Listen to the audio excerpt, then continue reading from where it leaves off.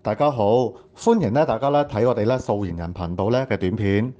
好啦，睇完片之後啦，如果覺得我哋段片幫到大家嘅話，記得訂閱我哋頻道、like、subscribe 同埋 share 啦。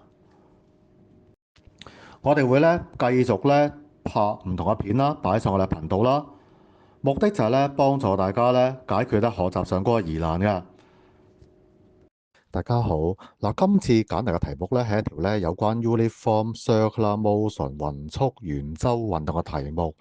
嗱，睇睇題目問啲咩啦？Two balls X and Y are connected by an extensible light string。嗱，兩個波啦 X 同埋 Y 啦，係有一條唔可以拉長同縮短嘅繩相連。The mass of X is 1 kg。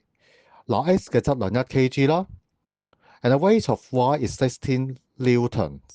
嗱，Y 嘅重力16N。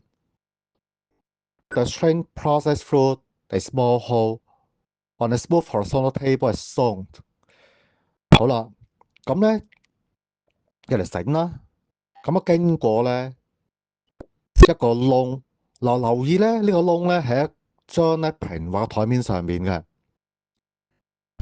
X is traveling in a circular path of radius r with a constant speed。嗱，X 啦係一個恒定嘅速度啦，沿住半徑 r 嘅圓形軌道運動。And Y is hanging freely at rest。咁 Y 留意下靜止狀態。If R is 50 centimeters， 如果 R 係50 cm，find the period of motion of X。求X 個運動周期啦。嗱，大家睇睇個做法。嗱，先嚟講畫翻一個草圖啦。咁先嚟講啦，個 radius 半徑俾我哋50 cm。嗱，留意要將佢轉翻做SI unit 國際標準單位啦，比如0.5 m。好啦，調整個 tension 個張力啦，就係 T， 就等於16N。好啦，跟住考慮翻向心力 centripetal force，F 就係 mR omega square。咁當然個 F 都係16啦，等於 M。嗱，留意今次考慮X 呢個波啦，所以個 mass M 係1，R 半徑0.5啦，乘 omega square。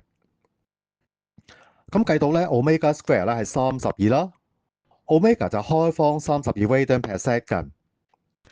好啦，最下邊嗰個 T 係表示 period 周期，係都係 2 pi over omega 啦。咁係2 pi over 開方32。撳計數機計到大約1.11秒啦。好啦，希望呢條片幫到大家啦。咁大家記得share 俾身邊嘅朋友啦，結埋一齊睇啦。